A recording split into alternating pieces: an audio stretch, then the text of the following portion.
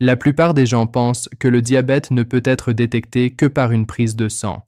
On va chez son médecin, les résultats reviennent du laboratoire et c'est là qu'on l'apprend. Je comprends pourquoi les gens le pensent. Pendant des années, c'est ce que mes patients m'ont dit également. Je m'appelle le docteur Pierre Moreau et j'exerce la médecine depuis plus de 20 ans. Et ce que j'ai appris, ce que je vois confirmé dans mon cabinet chaque semaine, c'est que votre corps commence à vous avertir d'une glycémie élevée bien avant que n'importe quel résultat d'analyse ne puisse le révéler.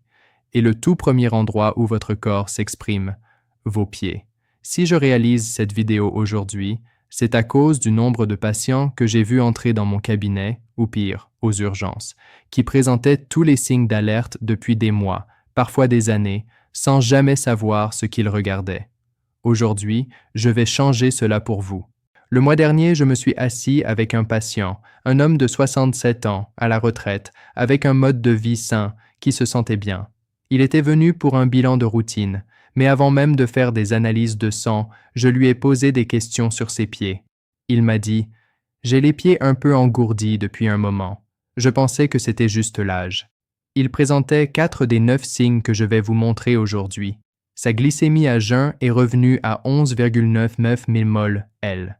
Il était diabétique, et ce depuis plus de 2 ans sans le savoir. C'est pourquoi je veux vous montrer exactement ce que j'ai montré à ce patient. 9 signes qui étaient déjà présents sur ses pieds et sur des millions de pieds en ce moment même que presque personne ne reconnaît pour ce qu'ils sont. Pour chacun d'eux, je vous dirai ce que la plupart des gens supposent que c'est, ce qui se passe réellement à l'intérieur de votre corps et une habitude quotidienne simple qui peut vous protéger. La Fédération française des diabétiques estime qu'en France, près d'un diabétique sur 5 ignore qu'il est atteint de la maladie. Ce sont des millions de personnes qui vivent actuellement avec une pathologie silencieuse qui endommage progressivement leurs nerfs, leurs reins, leur vision et oui, leurs pieds. La bonne nouvelle, c'est qu'une simple glycémie à jeun, entièrement remboursée par la sécurité sociale, peut détecter cela tôt. Mais d'abord, vous devez savoir quoi chercher. Alors commençons. Premier signe. Le premier signe est quelque chose que presque chaque patient a déjà vécu et que chacun d'eux a trouvé une explication. Des fourmillements, un engourdissement, cette sensation de picotement dans les pieds. Mes patients me disent presque toujours « Docteur Moreau, mon pied s'endort parfois. J'étais assis les jambes croisées. » Et oui, cela arrive à tout le monde de temps en temps. Mais je leur demande toujours « Est-ce que cela arrive régulièrement, sans raison apparente ?» Parce que si la réponse est oui, nous devons parler de ce qui se passe réellement. Des engourdissements ou fourmillements fréquents et récurrents dans les pieds, ce que les médecins appellent neuropathie périphérique, sont l'un des premiers signes qu'une glycémie élevée dure depuis un certain temps.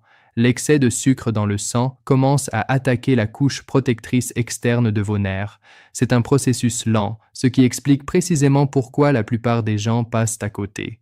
J'utilise souvent cette analogie avec mes patients. Imaginez vos nerfs comme des câbles électriques.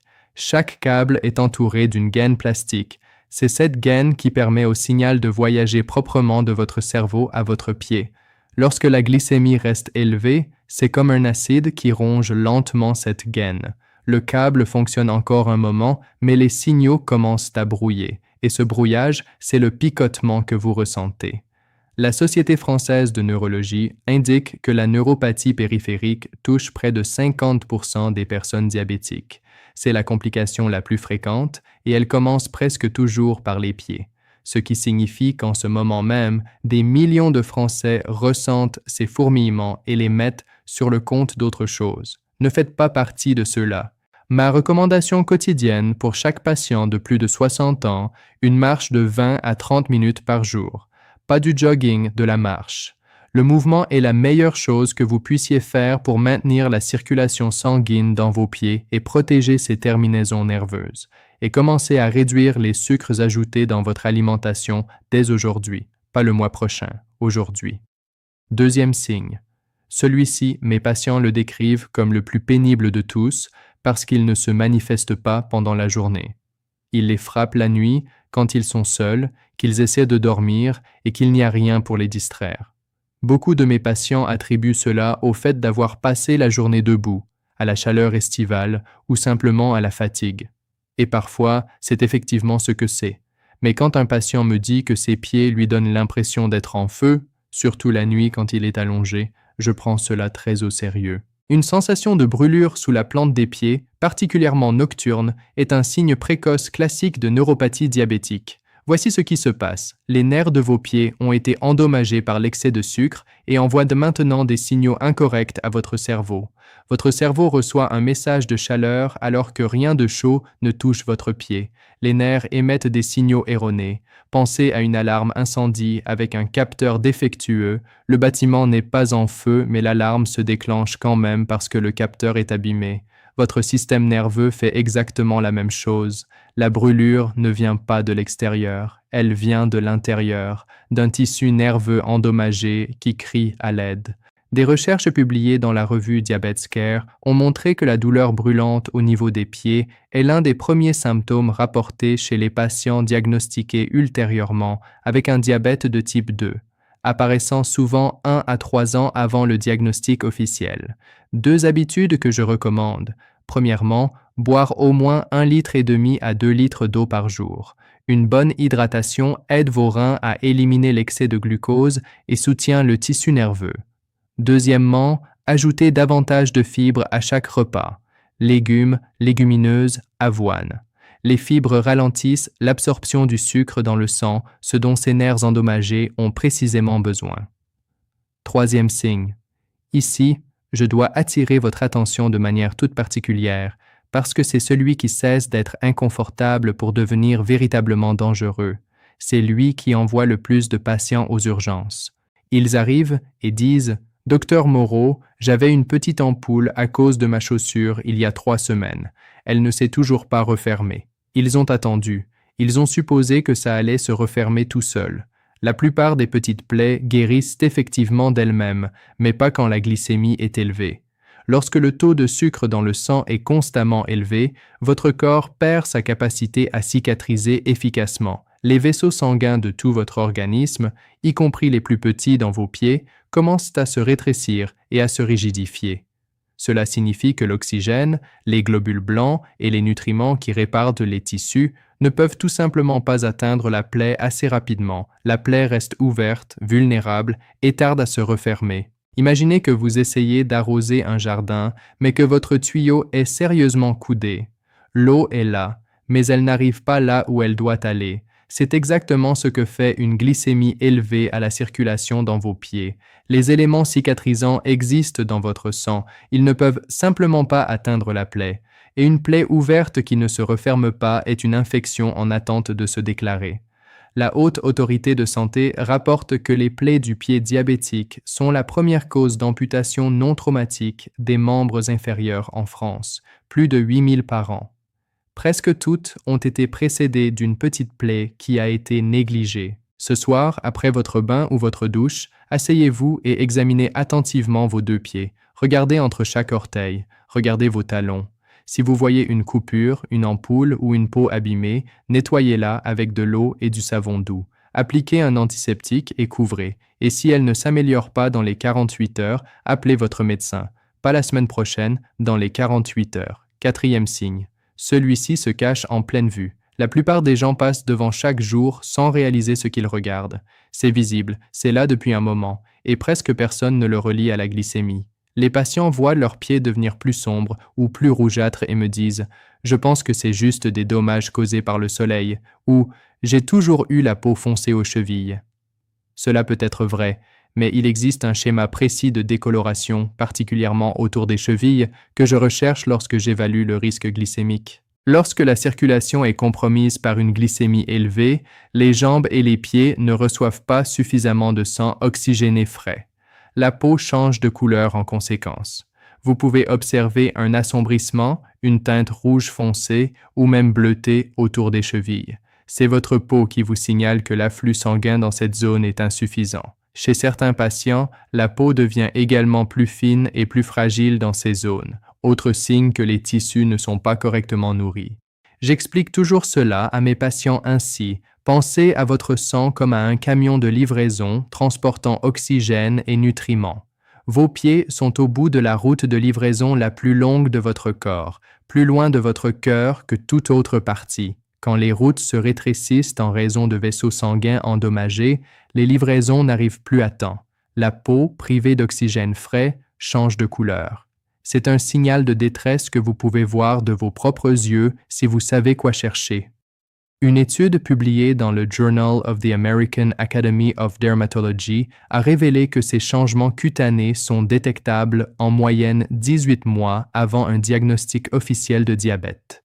L'habitude quotidienne recommandée: 5 minutes de rotation de cheville, de flexion sur la pointe des pieds et d'étirement du mollet chaque matin. Même ce petit effort de mouvement permet au sang de circuler jusqu'à vos pieds. Et si vous ne pouvez pas faire d'exercice, surélever légèrement les pieds quand vous êtes assis peut faire une vraie différence. 5e signe. Celui-ci surprend le plus mes patients, parce qu'il semble complètement anodin. En fait, la plupart des gens l'ont depuis des années sans jamais le relier à la glycémie. Docteur Moreau, mes talons craquellent chaque hiver. C'est juste la peau sèche. Je l'entends constamment. Et oui, c'est extrêmement courant. Mais quand vos talons se craquellent sévèrement en plein été ou qu'aucune crème hydratante ne semble aider quelle que soit la quantité appliquée, c'est une toute autre histoire. Le diabète affecte les nerfs autonomes, ceux qui contrôlent les fonctions automatiques auxquelles vous n'avez jamais à penser. L'une de ces fonctions est la régulation de l'humidité et de la transpiration dans la peau. Quand ces nerfs sont endommagés, les glandes sudoripares dans vos pieds ne fonctionnent plus correctement. Vos pieds perdent leur humidité naturelle de l'intérieur. Aucune quantité de crème ne peut traiter la cause profonde. Pensez à votre peau comme à un mur qui doit rester étanche. Quand ces nerfs autonomes sont endommagés, le mortier entre les briques commence à s'effriter.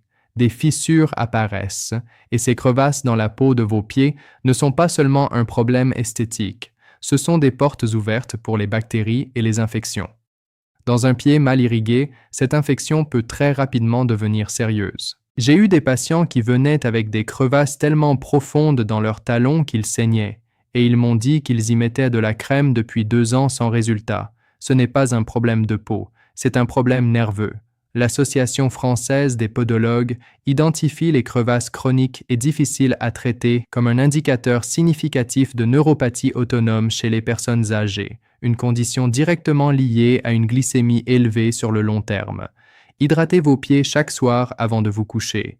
Une bonne crème ou de l'huile de coco pure fonctionne bien.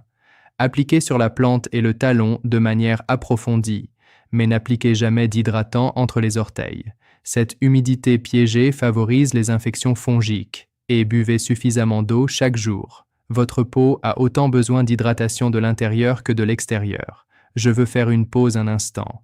Nous avons examiné 5 signes jusqu'ici et je veux vous poser une question directement. Avez-vous remarqué l'un de ces signes chez vous ou chez quelqu'un que vous aimez, un conjoint, un parent, un frère ou une sœur? Si la réponse est oui, même pour un seul signe, parlez-en à votre médecin traitant dès que possible. C'est pour cela que j'ai créé cette vidéo, non pas pour vous parler, mais pour vous aider à agir. 6e signe. Celui-ci est plus sérieux que la plupart des gens ne le réalisent, parce qu'il ne concerne pas seulement vos pieds, mais ce qui se passe en même temps dans vos reins. Presque tous ceux que j'ai vus avec ce signe me disent « je reste assis à mon bureau toute la journée » ou « je reste debout au travail ». Un gonflement occasionnel dû à l'activité, c'est normal. Je tiens à être clair là-dessus, c'est vrai. Mais si vos pieds et vos chevilles sont constamment gonflés et que vous avez des marques profondes de chaussettes chaque soir, le tableau change. Une glycémie élevée affecte les reins. Or, les reins contrôlent l'équilibre hydrique de votre corps. Lorsque la fonction rénale est altérée par des années de glucose élevé, le liquide s'accumule dans la partie la plus basse de votre corps, vos pieds et vos chevilles. Ce gonflement, appelé œdème, est le signe que le système de filtration de votre corps est sous pression. Pensez à vos reins comme à la station d'épuration de votre corps. Chaque goutte de sang les traverse pour être filtrée. Quand une glycémie élevée endommage ces filtres, le système se bouche et l'excès de liquide n'a nulle part où aller, sauf vers le bas. La gravité fait le reste. Le liquide s'accumule dans vos chevilles. Vous appuyez votre doigt sur la zone gonflée et l'empreinte reste quelques secondes. C'est ce qu'on appelle l'œdème avec signe du godet, et ce n'est pas quelque chose à ignorer. La Société francophone de néphrologie rapporte que la maladie rénale diabétique touche environ un adulte diabétique sur 3 et que l'œdème des membres inférieurs est souvent le premier signe visible d'une atteinte rénale. Quand vous vous reposez, surélevez vos pieds au-dessus du niveau de votre cœur, même quelques centimètres sur un coussin. Cela aide à ramener le liquide accumulé vers le centre de votre corps et réduisez le sodium dans votre alimentation. Le sel pousse votre corps à retenir l'eau, ce qui aggrave significativement l'œdème. Lisez les étiquettes. Beaucoup d'aliments en conserve et transformés sont chargés en sodium.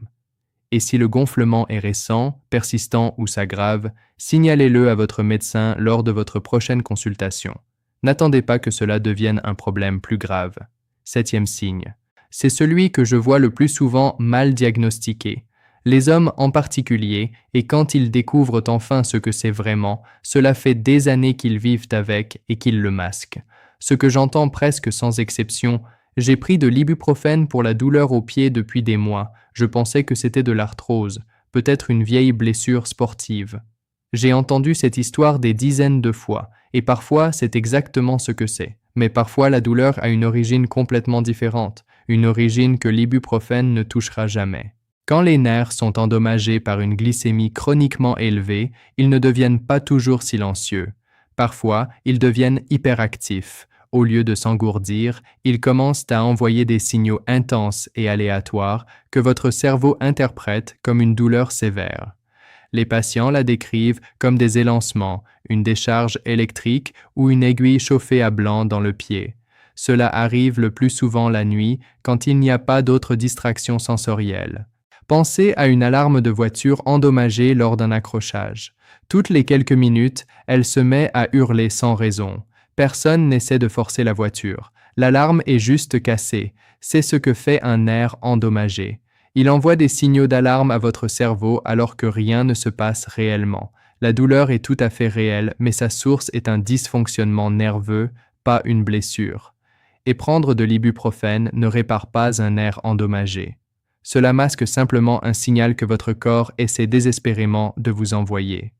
Une étude publiée dans le New England Journal of Medicine a révélé que la neuropathie diabétique douloureuse touche environ 25% des personnes diabétiques et est fréquemment confondue avec de l'arthrose, une tendinite ou des douleurs articulaires liées à l'âge. Chaque matin, prenez 5 minutes pour des étirements doux du pied et de la cheville avant de vous lever. Fléchissez les pieds, faites des rotations de cheville, tirez doucement les orteils vers vous, activez la circulation avant de mettre du poids sur vos pieds. Et chaque soir avant de dormir, faites un léger massage de 3 minutes, des cercles légers le long de la plante et jusqu'à la cheville. Vos nerfs vous en remercieront. 8e signe. C'est celui qui me dit jusqu'où les choses ont progressé. Quand je le vois chez un patient, je sais que les dommages ne sont plus récents. Et presque à chaque fois, la première réaction du patient est « Docteur, j'ai toujours eu les pieds froids. » Ils disent « J'ai toujours eu les pieds froids. Ma femme me vole la bouillotte depuis 30 ans. » Et je ris avec eux. Mais ensuite, je demande « Est-ce que vos pieds sont froids en juillet? Est-ce qu'ils sont froids sous 3 couvertures? » Parce que là, je commence à m'inquiéter. Des pieds froids persistants quelle que soit la température ambiante, froid en été, froid sous des couvertures épaisses, froid alors que le reste du corps est chaud, sont un indicateur fort d'une circulation sanguine significativement compromise dans les membres inférieurs. Vos vaisseaux sanguins se sont rétrécis ou rigidifiés au point que le sang chaud n'atteint tout simplement pas le bout de vos pieds en volume suffisant. Pensez à vos vaisseaux sanguins comme à un système de chauffage avec des tuyaux qui courent jusqu'à chaque pièce. Quand ces tuyaux se rétrécissent à cause des dommages liés à la glycémie, la chaleur n'arrive pas jusqu'au fond. La pièce reste froide, peu importe à quel point la chaudière travaille dur. Ce froid n'est pas lié à la météo, il est lié aux tuyaux. La Société française de cardiologie identifie l'artériopathie oblitérante des membres inférieurs causée par le rétrécissement des vaisseaux sanguins comme touchant des millions de Français, le diabète étant le principal facteur de risque. Les pieds froids sont l'un de ces symptômes les plus précoces et les plus constants. La meilleure réponse ici, Une marche dynamique de 30 minutes par jour. Pas une promenade, une marche énergique avec balancement des bras. Cela force la circulation sanguine dans les pieds et les jambes, renforce les parois des vaisseaux sanguins et peut, avec le temps, inverser partiellement les rétrécissements précoces. Commencez par 10 minutes si 30 vous semble trop difficile. L'important est de commencer aujourd'hui. 9e signe. Et voici celui dont presque personne ne parle, celui que je n'ai jamais vu abordé dans une brochure médicale, celui que la plupart des gens laissent passer, y compris de nombreux médecins. Mais une fois que vous le connaissez, vous ne pourrez plus ne pas le voir. Je dois presque rarement l'évoquer moi-même, parce que les patients ne le remarquent jamais d'eux-mêmes. Mais lors d'un examen des pieds, quand je regarde les jambes et le dessus des pieds, il arrive qu'il y ait une absence visible de poils dans ces zones. Le patient baisse les yeux et dit « Tiens, je n'avais jamais remarqué ça. » Et c'est exactement le problème. Les follicules pileux ont besoin d'un apport constant en sang et en oxygène pour fonctionner. Quand la circulation est significativement altérée par une glycémie élevée persistante, les follicules de vos pieds et de vos jambes reçoivent progressivement moins de ce dont ils ont besoin. Avec le temps, ils cessent de produire des poils entièrement. Cette perte de poils est un marqueur visible de dommages vasculaires qui progressent depuis des années dans de nombreux cas. Pensez aux follicules pileux comme à de petites plantes dans un jardin. Quand le tuyau d'irrigation se rétrécit ou se bouche, les plantes ne meurent pas immédiatement. Elles arrêtent juste progressivement de pousser. L'absence de croissance est le message que votre corps envoie sur la santé de vos vaisseaux sanguins, un message que vous pouvez voir chaque fois que vous regardez vos jambes. Des recherches publiées dans la revue Diabetes, Obesity and Metabolism ont montré que la perte de poils sur les membres inférieurs est significativement corrélée avec l'artériopathie périphérique chez les patients diabétiques, un signe fiable et souvent négligé que les médecins sont spécifiquement formés à rechercher. Juste après cette vidéo, regardez vos mollets et le dessus de vos pieds. Si les poils y sont nettement plus clairsemés que sur le reste de votre jambe ou absents, prenez rendez-vous pour une glycémie à jeun cette semaine, pas ce mois-ci, cette semaine. Cet examen est entièrement remboursé par l'assurance maladie sur prescription de votre médecin traitant. Pour la plupart d'entre vous, un simple coup de fil peut changer toute la trajectoire de votre santé. Nous avons couvert beaucoup de choses aujourd'hui, 9 signes, 9 occasions d'attraper quelque chose avant qu'il ne vous attrape. Et je veux être honnête avec vous sur quelque chose. L'une des parties les plus difficiles de mon métier, c'est de me retrouver face à un patient qui présentait chacun de ces signes depuis 2 ans et qui ne découvre que maintenant ce qu'ils signifient. Non pas parce qu'il ne s'en souciait pas, il s'en souciait profondément, il n'avait simplement pas l'information. Vous avez maintenant cette information et je veux que vous fassiez une seule chose avec elle, une seule chose. Ce soir, avant d'aller vous coucher, asseyez-vous et regardez vos pieds. 30 secondes. Regardez la peau. Regardez entre les orteils. Vérifiez s'il y a un engourdissement. Vérifiez s'il n'y a pas de plaie qui ne devrait pas être là. 30 secondes. C'est tout ce que je vous demande. Et si vous constatez ou ressentez l'un des signes de cette liste, appelez votre médecin traitant demain. Pas la semaine prochaine, demain. Parce que plus tôt vous détectez cela, plus complètement cela peut être géré. Dans la plupart des cas, grâce à un changement d'alimentation, une marche quotidienne et une conversation avec votre médecin. Vous avez travaillé dur pour la vie que vous avez, pour votre indépendance, votre santé, votre capacité à faire ce que vous aimez. Ne laissez pas quelque chose d'aussi gérable qu'une glycémie élevée vous prendre tout cela, simplement parce que personne ne vous a dit quoi chercher. Maintenant, vous savez. Si vous avez trouvé cette vidéo utile, partagez-la dès maintenant. Identifiez quelqu'un à qui vous tenez, un membre de votre famille, un ami, un voisin. Vous lui offrez peut-être quelque chose dont il ne savait pas avoir besoin. Et si vous souhaitez d'autres échanges comme celui-ci, je publie une nouvelle vidéo chaque semaine sur cette chaîne. Des sujets qui comptent vraiment pour votre santé après 60 ans. Des choses dont je parle avec mes patients et que la plupart des gens n'entendent jamais en dehors d'un cabinet médical. Abonnez-vous et emmenez quelqu'un que vous aimez avec vous. Je suis le Dr Pierre Moreau. Restez vigilant, restez proactif et prenez soin de vos pieds. À très bientôt.